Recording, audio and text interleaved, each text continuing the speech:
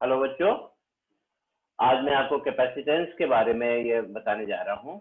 तो जो पिछला वीडियो अपलोड किया है इलेक्ट्रिक पोटेंशियल एंड कैपेसिटेंस का, तो उसके आगे का पार्ट ये हमारा कंटिन्यू हो रहा है।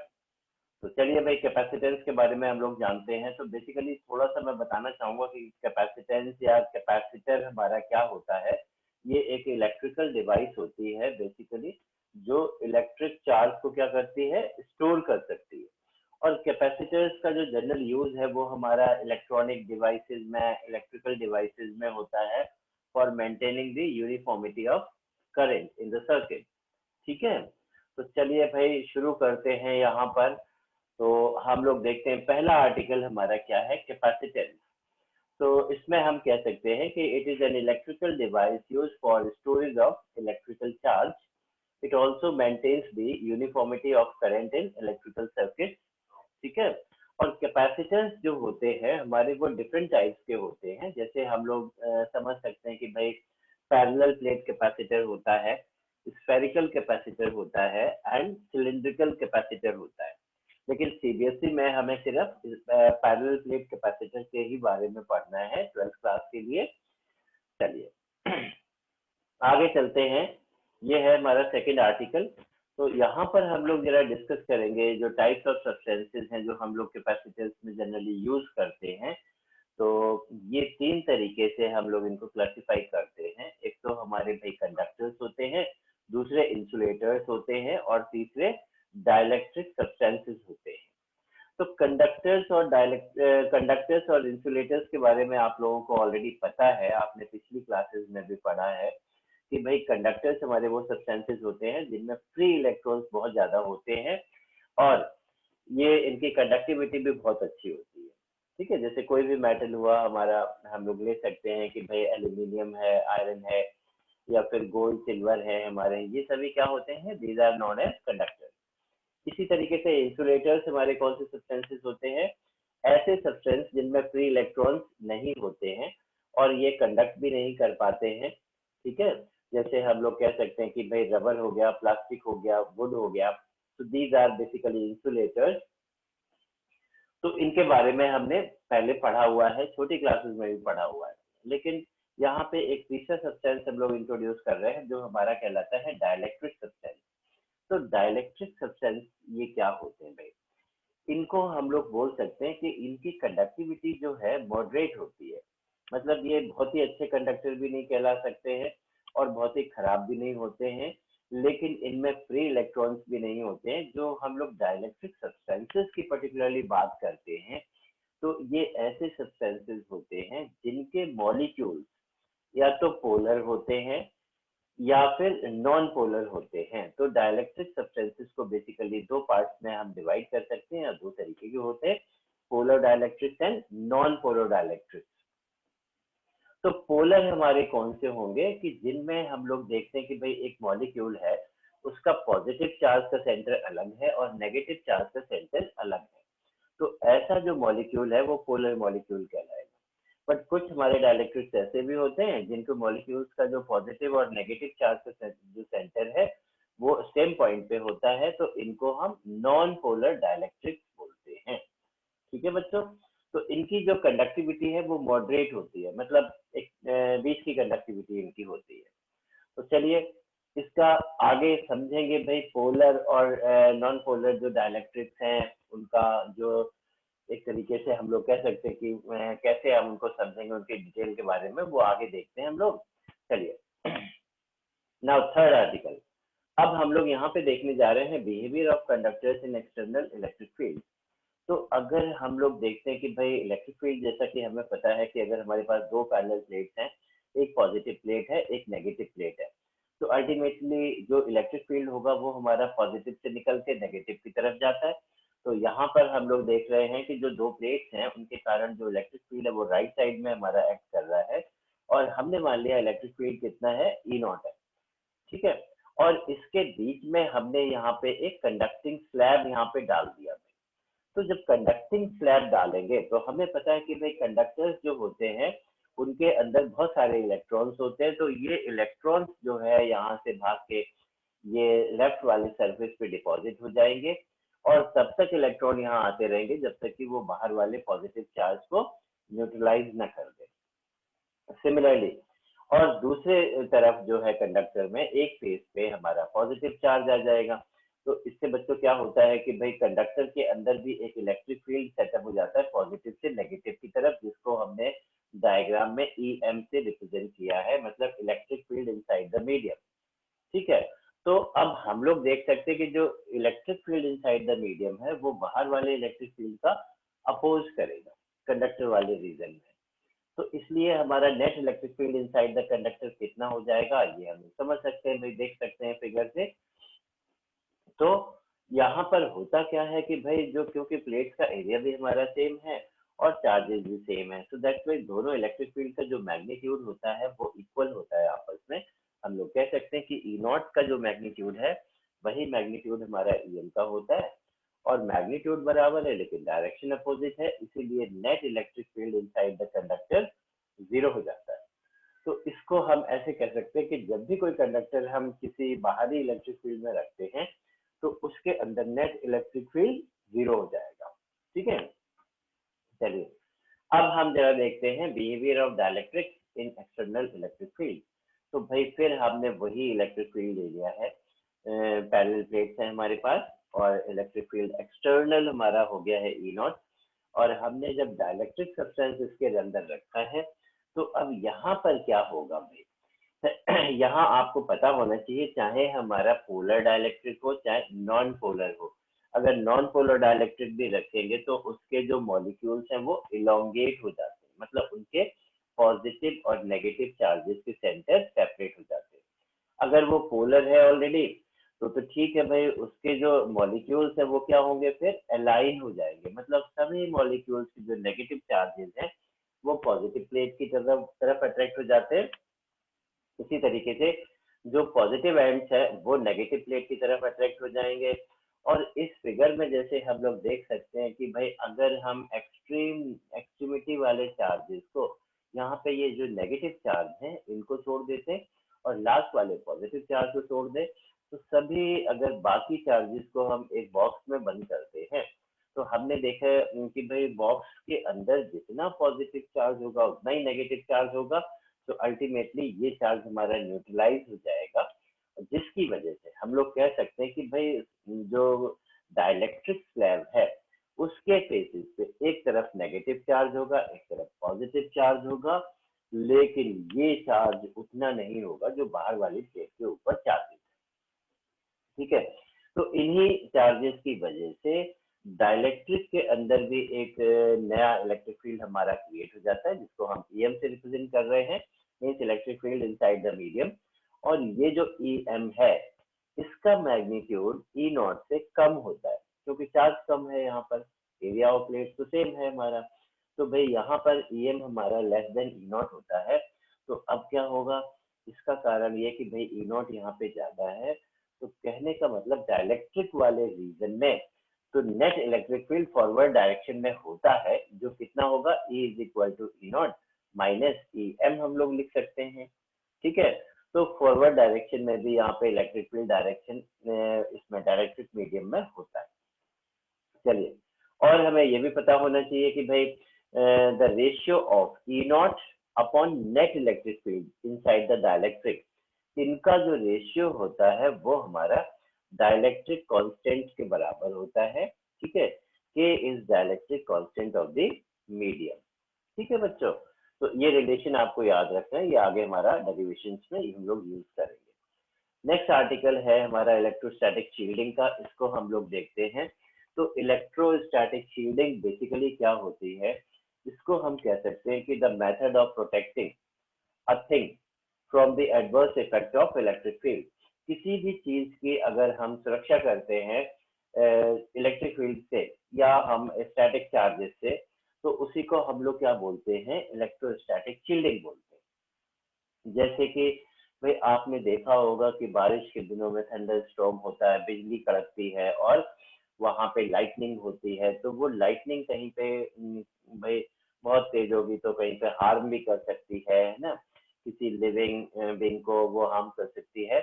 तो इन्हीं सब से बचने के लिए, और आपने ऐसा भी देखा होगा कि कई बार हमारे घरों में इलेक्ट्रिकल अप्लायंसेस जो होते हैं या बिल्डिंग्स होती हैं, बारिश के दिनों में कई बार अर्थिंग के कारण वो करंट उनमें महसूस होता है। तो इन्हीं सब से प्रोटेक्ट करने के लिए हम लोग क्या करते हैं, ये अर्थिंग करते हैं या फिर इलेक्ट्रोस्टैटिक शील्डिंग अडॉप्ट करते हैं। तो इसके देखिए ये फिगर वाइज ये डायग्राम से भी आपको क्लियर हो जाएगा। जैसे हमें पता होना चाहिए कि पहला जो फिगर है इसमें हम देखते हैं कि अगर हमारे पास कोई क्लोज कंटेनर है और या फिर कोई हमारी गाड़ी है भाई, इसके शीशे अगर बंद है, तो इसमें अगर कोई भी चार्ज हमारा स्प्रेड होता है तो गाड़ी के सरफेस पे स्प्रेड हो जाएगा, या स्फेरिकल कंटेनर जो है या कोई बिल्डिंग है उसमें भी चार्ज हमारा सरफेस पे डिस्ट्रीब्यूट हो जाएगा, तो उसके अंदर बैठा हुआ पर्सन जो है वो ऑलरेडी प्रोटेक्टेड है इलेक्ट्रिक फील्ड से। ठीक है, तो इसको इस पार्ट को हम क्या कह सकते हैं, as an example of electrostatic shielding. इसी तरीके से हमने देखा कि जो हमारी टॉल बिल्डिंग्स होती हैं उनके ऊपर लाइटनिंग कंडक्टर लगा होता है, और वो कंडक्टर कहीं एक मेटलिक जो प्लेट होती है स्ट्रिप, उसके जरिए फिर उसको अर्थ कर देते हैं। और इसी तरीके से हमने ये देखा कि भाई अगर हमारे पास कोई पॉजिटिव चार्ज है, तो अगर हम मेटल प्लेट रख देते हैं और इधर कोई पर्सन खड़ा हुआ है, तो जो इलेक्ट्रिक फील्ड लाइंस आएंगे वो मेटल प्लेट से रुकेंगी नहीं, वो आगे कंटिन्यू हो जाएंगे, बिकॉज मेटल एक कंडक्टर है। और उसमें भाई जब चार्जेस हमारे डिस्ट्रीब्यूट होंगे तो पता लगा लेफ्ट वाली प्लेट पे नेगेटिव चार्ज आ गया और राइट वाली प्लेट पे पॉजिटिव चार्ज इंड्यूस हो जाएगा इलेक्ट्रिक फील्ड के कारण, और पॉजिटिव प्लेट जो है फिर इलेक्ट्रिक फील्ड को आगे एमिट करना शुरू कर देगी। तो इसलिए यहाँ पे क्या है कि वो पर्सन प्रोटेक्टेड नहीं है। लेकिन अगर आउटर सरफेस हमने अर्थ कर दिया, तो हाँ, ये जो पॉजिटिव चार्ज है ये न्यूट्रलाइज हो जाएगा अर्थ से, और आगे जो इलेक्ट्रिक फील्ड की कंटिन्यूटी है वो ब्रेक हो जाएगी। तो अब हम कह सकते हैं कि the person is protected from the adverse effect of electric field. ठीक है, चलिए भाई आगे चलते हैं, हम लोग फिफ्थ आर्टिकल देखते हैं। अब भाई कैपेसिटी हमारी क्या होती है, तो इसके बारे में हमें पता होना चाहिए। भाई कैपेसिटी हमारी एक फिजिकल क्वांटिटी होती है, जिसमें हम अगर यहाँ पे एग्जांपल में देखते हैं कि सपोज एक बॉडी हमने ले ली है और जिसको हमने क्यू चार्ज दिया, कोई भी चार्ज दे दिया क्यू, और उससे उसका पोटेंशियल कितना हो गया, वी। ठीक है, तो अल्टीमेटली हम कह सकते हैं कि जैसे जैसे हम चार्ज देंगे उस बॉडी का पोटेंशियल हमारा बढ़ता चला जाएगा। तो हम यहाँ पर ये कह सकते हैं कि Q is directly proportional to V और V is directly proportional to Q। तो जो पोटेंशियल डेवलप होता है वो हमेशा चार्ज के ऊपर डिपेंड करता है, जितना ज्यादा चार्ज देंगे उतना ही ज्यादा उसका पोटेंशियल हमारा बढ़ जाएगा। ठीक है, तो यहाँ लिख सकते हैं हम Q इज इक्वल टू, ये हो गया हमारा भाई CV, साइन ऑफ प्रोपोर्शनलिटी हमने हटा दिया तो कांस्टेंट लगा दिया सी यहाँ पे कहलाती है कैपेसिटी ऑफ द बॉडी, और Q is equal to CV, ऐसे भी लिख सकते हैं, बॉक्स वाला फॉर्मूला है। अब कैपेसिटी को हम डिफाइन कैसे करेंगे, सपोज करिए कि भाई इस फॉर्मूले में अगर V की वैल्यू हम कितनी रख देंगे, 1 वोल्ट, तो Q is equal to C हो जाएगा। तो कैपेसिटी को हम कैसे डिफाइन करेंगे कि कैपेसिटी हमारा वो चार्ज होता है जिसके कारण बॉडी का जो पोटेंशियल है वो 1 वोल्ट से इंक्रीज हो जाता है। ठीक है, और इसकी जो SI यूनिट होती है वो फैराड होती है। ठीक है, तो वही यहाँ पे डेफिनेशन लिखी हुई है, it is the amount of charge given to a body due to which its potential increases by 1 volt, its SI unit is farad. ठीक है, तो चलिए भाई, तो कैपेसिटी कोई भी बॉडी होती है हमारी XYZ आइसोलेटेड बॉडी, हर एक बॉडी की अपनी अपनी कैपेसिटी होती है चार्ज स्टोर करने की।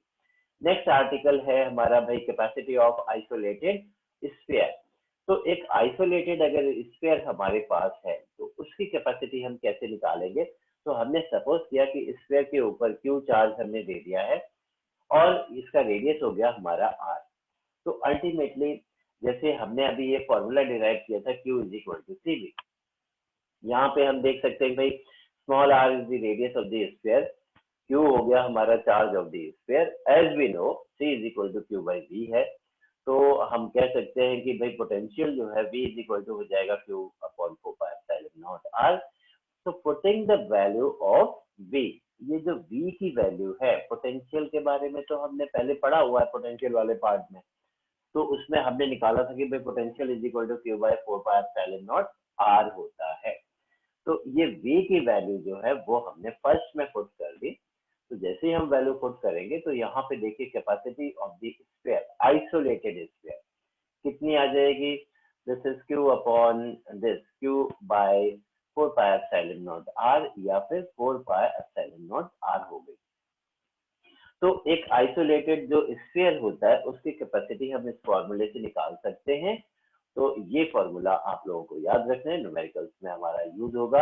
Hence the capacity of isolated sphere depends upon its radius only. ठीक है, तो रेडियस के ही ऊपर खाली डिपेंड करती है कैपेसिटी किसी भी स्फीयर की।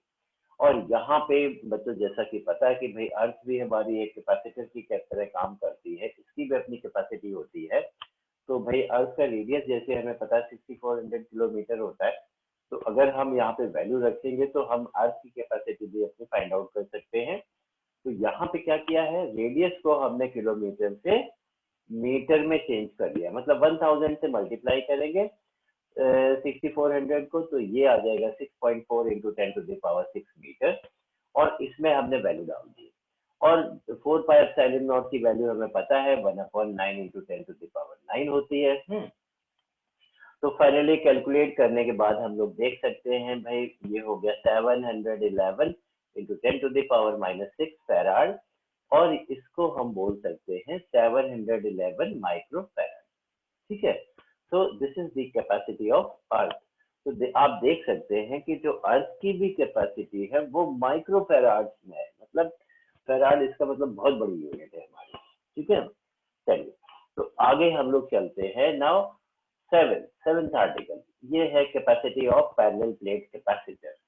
तो इस पर्टिकुलर आर्टिकल में हम लोग एक जो पैरेलल प्लेट कैपेसिटर होता है उसकी कैपेसिटी के लिए फॉर्मूला निकालने जा रहे हैं। तो लेट अस सी, यहाँ पे हमने भाई दो पैरेलल प्लेट्स ले ली। हमने मान लिया कि प्लेट के ऊपर जो चार्ज है वो हमारा कैपिटल क्यू हो गया है, और एरिया ऑफ ईच प्लेट ए हो गया। लेफ्ट वाली प्लेट पे पॉजिटिव चार्ज है, राइट वाली प्लेट पे नेगेटिव चार्ज है। दोनों प्लेट के बीच में जो डिस्टेंस है वो डी हो गया। और हमने देखा कि भाई इलेक्ट्रिक फील्ड भी यहाँ पे सेटअप हो जाएगा। तो इसके अंदर जो इलेक्ट्रिक फील्ड है वो हमारा कितना है, ई नॉट है। ठीक है, तो चलिए यहाँ पे देखते हैं, E naught is uniform electric field between the two plate. ठीक है, अब जैसा कि हमें पता है कि भाई C is equal to Q by V होता है, तो चार्ज अपॉन पोटेंशियल, ये हमने फर्स्ट एक्सप्रेशन अपना मार्क कर दिया है। तो अब हम क्या करेंगे कि भाई पोटेंशियल की वैल्यू निकालेंगे, इस दोनों प्लेट के बीच में पोटेंशियल फाइंड आउट करना है, और वो पोटेंशियल की वैल्यू हम इसमें फर्स्ट एक्सप्रेशन में डाल देंगे। तो देखिए, now also in this case potential is equal to हो जाएगा हमारा ई नॉट इंटू डी हो गया, इक्वल टू, अब ई नॉट जो होता है वो सिग्मा अपॉन एप्सिलॉन नॉट होता है। ठीक है, इलेक्ट्रिक फील्ड हमने पढ़ा था अपना फर्स्ट चैप्टर में। तो यहाँ पे कह सकते हैं कि भाई sigma is surface density of charge, epsilon not हो गया हमारा परमिटिविटी ऑफ फ्री स्पेस। ठीक है, क्योंकि यहाँ पे जो कैपेसिटर की प्लेट है उनके बीच में हमने एक फ्री स्पेस लिया हुआ है, यानी एयर है। तो भाई अब हम यहाँ पे सिग्मा इज इक्वल टू जानते हैं, चार्ज अपॉन एरिया होता है। तो क्यू बाई ए की वैल्यू हमने यहाँ पे पुट कर दी, सॉरी सिग्मा की जगह क्यू बाई ए। तो ये आ गया है V is equal to Q D upon epsilon naught A हो गया है, और यही पोटेंशियल की वैल्यू हम लोग फर्स्ट में पुट कर देंगे, फर्स्ट एक्सप्रेशन में। तो कैपेसिटी आ जाती है Q upon Q D into epsilon naught ए, जिसको हम लोग कैंसिल करके ये लिख सकते हैं भाई कि देखिए यहाँ पे आ जाएगा epsilon naught A by D. तो capacity of air cored capacitor, मतलब जिसके अंदर एयर होती है कैपेसिटर में, और वो पैरेलल प्लेट कैपेसिटर है, तो उसकी कैपेसिटी हम लोग डिनोट करेंगे C naught is equal to epsilon naught A by D से।